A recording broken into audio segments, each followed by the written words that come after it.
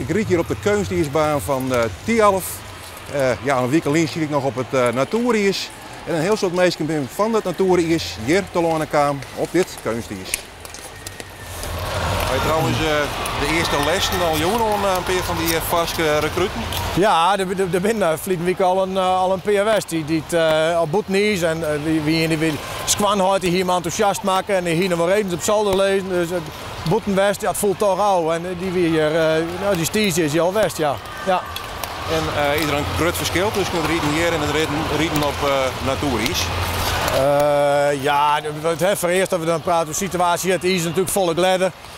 Het is volle skin, er lijkt geen sneeuw op en misschien wel je hebt geen chinwien. Eentje in Bregen. En je brengt je ook net de bukken en nee, dat klopt. Onmogelijk. Ja, mensen die daar waren en eigenlijk liep van nou men je een soort mailverkeer en telefoon aan van mensen die enthousiast worden op natuurijs. Nou, misschien hier net weer het eerste steen hebben. Alles maar kort, het e-mailverkeer en telefoonverkeer denk ik dat het in totaal wel om 100 nijleden gaat. Dit is mijn eerste retreatles wie dit. Eerst moet ik het weer alleen het waan, als de winter weer eens komt. Waar moet ik op letten? En dan op dit is of Boetnies? Boetnies. Boetnies.